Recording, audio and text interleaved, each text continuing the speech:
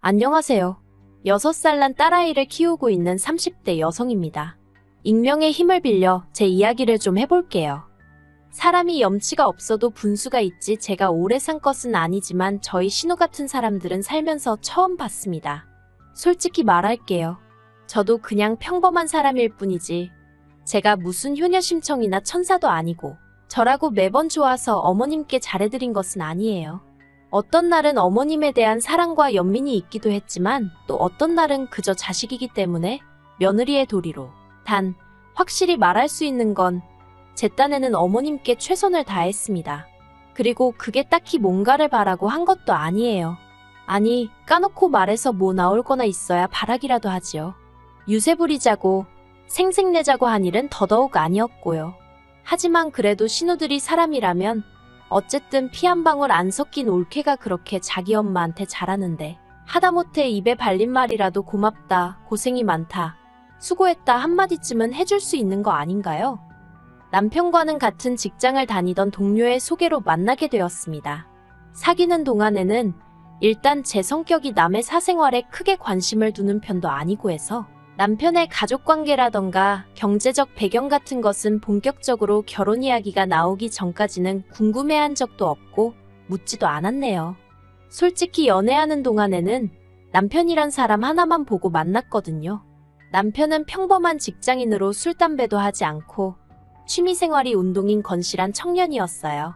게다가 재미있는 사람은 아니었지만 과묵하고 매사 행동에 신중했기 때문에 제 마음을 상하게 하는 일도 없었지요.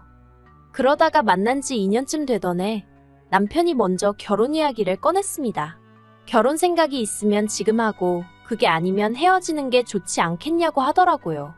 프로포즈 치고는 낭만이라곤 하나도 없어서 당황스럽긴 했지만 평소에 남편답게 실없는 소리는 안 하는구나 싶대요. 그런데 막상 결혼을 진행하면서 생각지도 못한 상황을 마주하게 되었습니다. 어디서부터 이야기해야 할지 모르겠지만 일단은 가족관계부터 이야기해볼까요? 저는 일남일녀 차녀로 오빠와는 나이 차이가 제법 나요. 그렇다 보니 친정부모님도 친정오빠도 매사 제가 하는 일이라면 무조건 찬성해 주었고 지지해 주었고 한마디로 많은 사랑과 관심을 받으며 자랐습니다. 반면에 남편에게는 위로 2명의 시집간 신우들이 있었어요.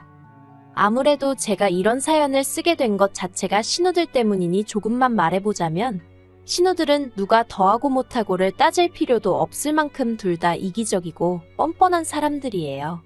결혼 초에는 제 버릇을 고친다나 길을 눌러놓겠다나 헛소리를 해대면서 시비를 걸어오기도 일쑤였지요. 하지만 저라고 성격이 없는 편도 아니고 그런 신우들의 헛짓거리에 노란하지 않았네요.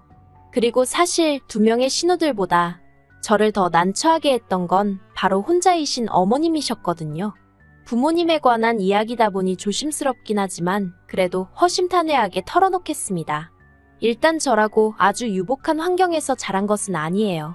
친정아버지는 일평생 건설 노동자로 일하셨고 어머니는 남의 식당을 전전하며 일을 하시다가 당신 식당을 차리신 지는 몇 년 되지 않으셨지요.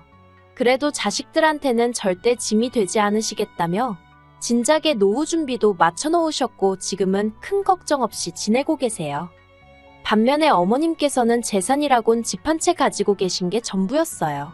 듣기로는 10여 년 전에 사고로 돌아가신 아버님께서 보험금과 합의금을 얼마 남기셨는데 그건 진작에 먹고 살고 신우들 시집 보내고 하면서 다 쓰셨다대요. 이후로 생활비는 주변 분들에게 소일거리를 받아 하시면서 벌어 쓰고 계셨고요. 그렇다 보니 정작 저희가 결혼할 때는 아무 도움도 받지 못했습니다.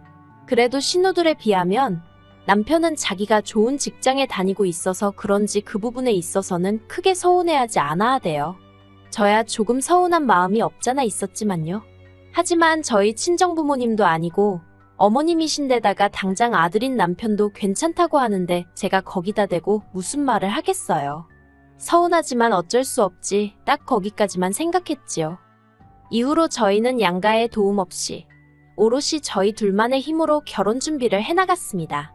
남편이나 저나 비교적 탄탄한 직장을 다니고 있었고 모아둔 돈도 적지 않았기에 큰 어려움은 없었지요.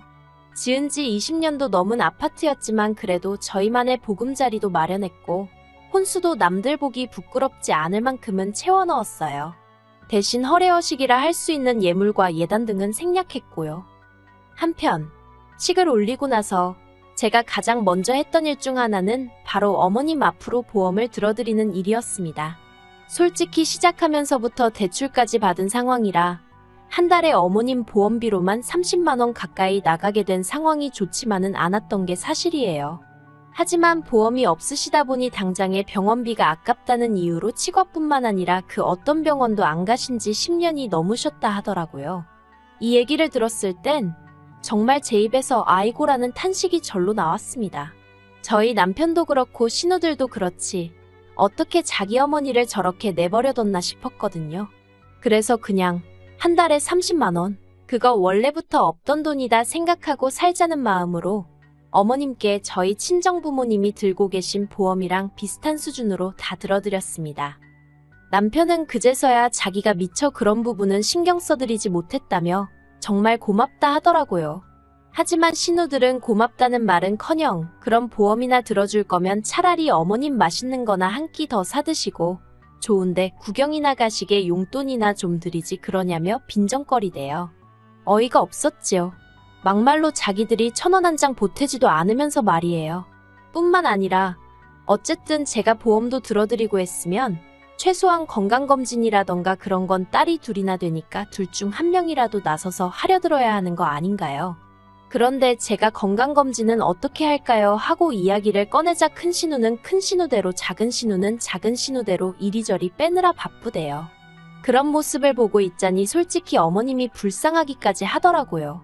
모든 부모들이 다 그렇듯 어머님도 자식들 키우실 땐간이며 쓸개며 다 빼주는 심정으로 키우셨을 텐데 어떻게 저렇게들 매정한가 싶어서요.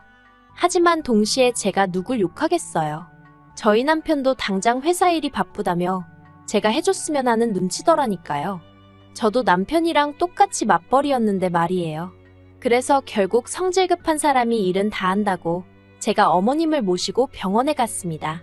그리고는 말 그대로 머리끝부터 발끝까지 싹 다 검사를 받으시게 했지요. 그리고 평소에 어머님께선 당신은 아무렇지도 않다, 멀쩡하다 하셨지만 결과는 좋지 않았어요.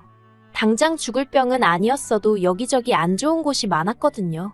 의사 말로는 가족들이 지속적으로 관찰하고 도와드리면 당장은 아니어도 충분히 나아질 수 있다고 했지만 남편이나 신우들을 떠올렸을 때 그 사람들 중 누가 어머님을 지속적으로 관찰하고 보살펴드릴까 의구심이 들었네요.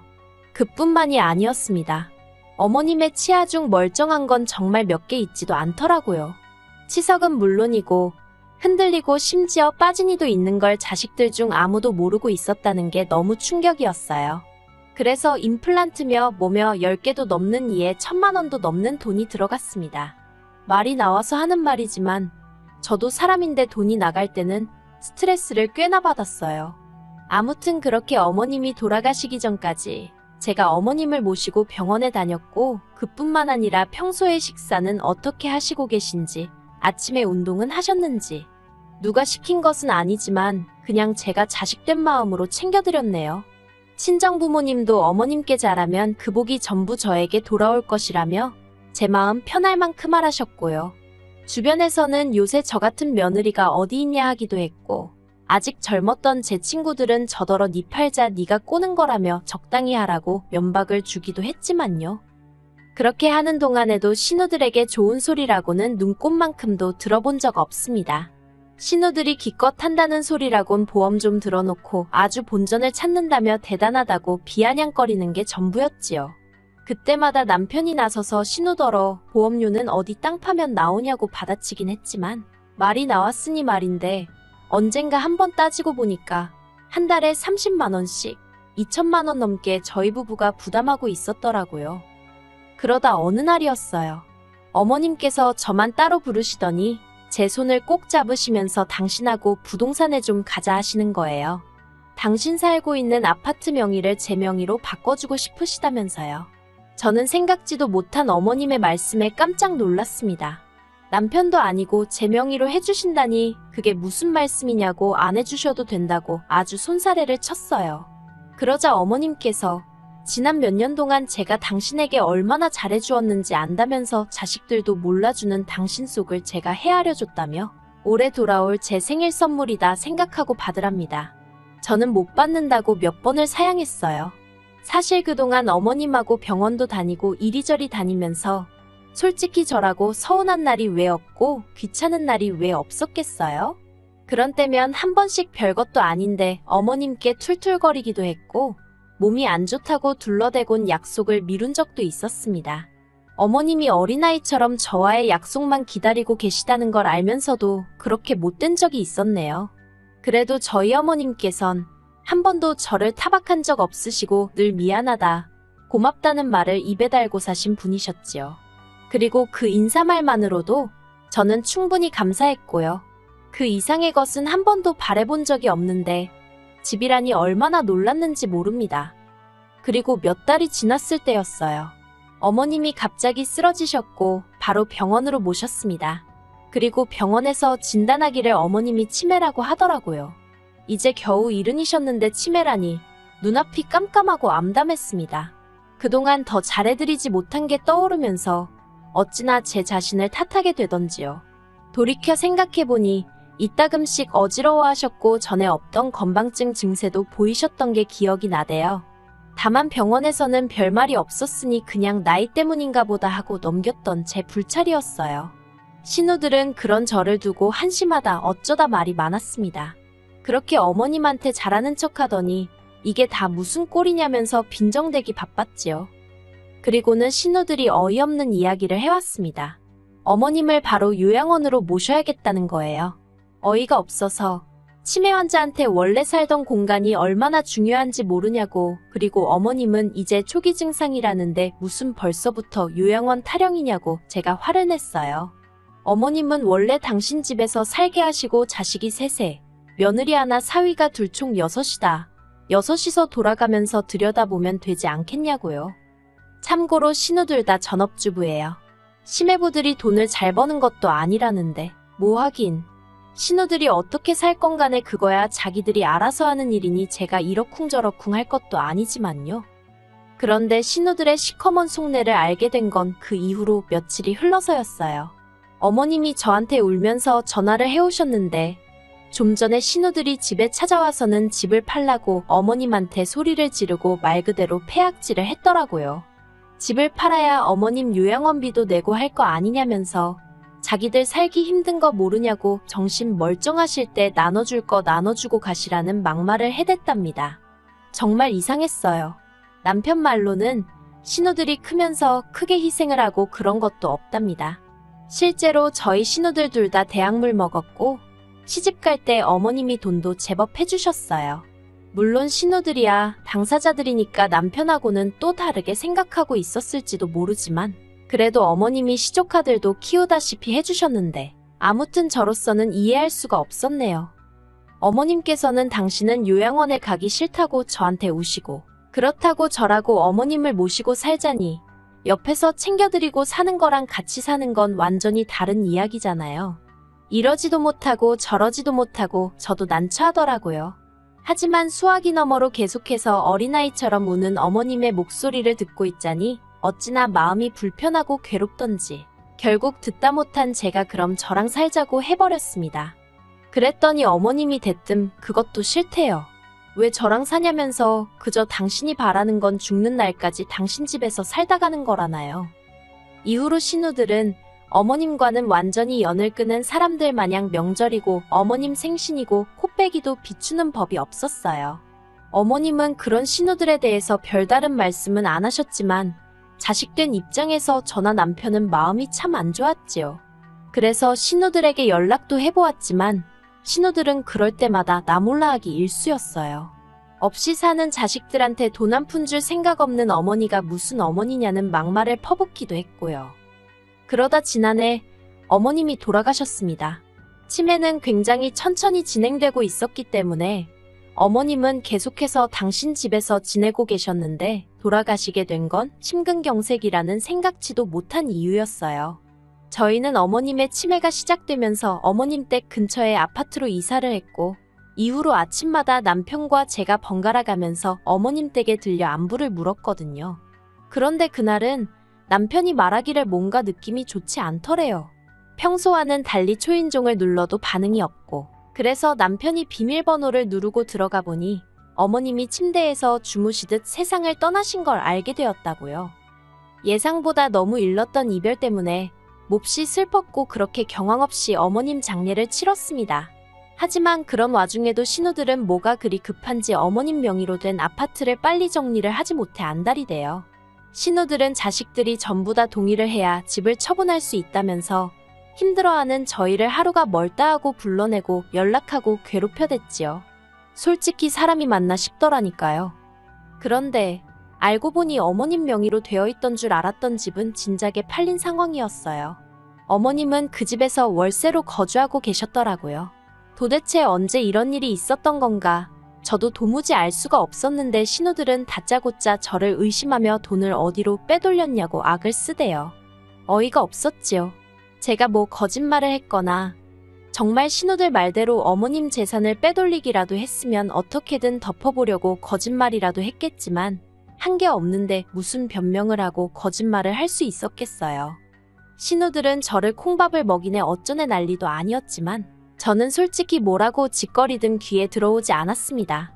그저 어머님이 돌아가신 게 그 집에서 살게 한 제 잘못 같고 어떻게든 진작에 모셔오지 않은 게 죄송하고 그랬거든요. 하지만 신우들의 경찰에 저를 신고하더니 급기야 고소까지 하고 난리도 아니었습니다. 저를 정말이지 어머님 재산이나 빼돌림 파렴치 안으로 몰아가는데 급급하더라고요. 하지만 당장 어머님과 저를 아는 사람들만 하더라도 빼돌려도 그 집 딸들, 그러니까 신우들이 빼돌리지 며느리는 그럴 사람이 아니라고 할 만큼 모든 게 저에게 유리한 상황이었어요. 무엇보다 저는 결백했고요. 그리고 결과는 당연히 신우들만 변호사 쓰고 어쩌고 하느라 헛돈 날렸지요. 하지만 저도 내심 도대체 어머님이 그 돈을 다 어디다 두고 가신 걸까 하고 궁금하긴 했네요. 그 비밀은 생각지도 못한 데서 알게 되었습니다. 남편이었어요. 신우의 말도 안 되는 소송이 마무리되고 나서야 남편이 저한테 1억 5천이 든 통장을 건네주더군요. 생각지도 못한 큰 금액이 든 통장에 이게 뭐냐고 물으니 어머님이 제 앞으로 남기신 거랍니다. 집을 주려고 했더니 도통 받질 않아서 남편에게 전해주라 하셨다고요. 이렇게 받으면 법적으로 문제가 되지 않냐 하니까 어머님 정신 온전하실 때 어느 정도 다 알아보고 해결해 두신 돈이라며 저더러 신경 쓸 거 없다대요. 그런 말까지 들으니 황당하고 놀란 마음도 마음이지만 어머님께 죄송한 마음이 더 커져서 말 그대로 눈물이 쏟아지대요. 사실 요즘 사람들이 하는 말이 효도는 셀프라느니 시부모는 남편 부모라고 남편이나 잘하면 되지 며느리는 그럴 거 없다 하잖아요. 그 말도 틀린 말은 아니겠지만 사실 시어머니는 시어머니대로 며느리는 며느리대로 서로 아껴주고 위해주면 그렇게 힘든 사이는 아니거든요. 적어도 저와 어머님은 그랬어요. 그래서 어머님이 그 큰 돈을 어떤 마음으로 남겨주신 건지 잘 알겠더라고요. 그 돈은 이후로도 지금까지 한 푼도 쓰지 못하고 들고만 있어요. 생전에 저희 딸을 그렇게 예뻐해 주셨으니 나중에 딸아이 등록금으로 쓸까 그런 생각 정도는 하고 있네요. 그리고 돈에 관해서는 신우들에겐 비밀로 할 생각이에요. 하늘에 계신 자기들 어머니 마음을 헤아리긴커녕 뺏어가지 못해 안달이 날 텐데 솔직히 소송하는 동안 어찌나 기가 빨리고 힘들었던지 더는 인간으로 보이지도 않고 상종도 하기 싫거든요. 한편 남편에게는 고마운 마음뿐이에요. 사실 저한테 전해주지 않았다고 해도 저는 끝까지 몰랐을 거잖아요. 그래서 이 일을 계기로 남편과 제 사이는 더 끈끈해져서 평생을 서로 의지하고 살 수 있겠다는 확신이 드네요.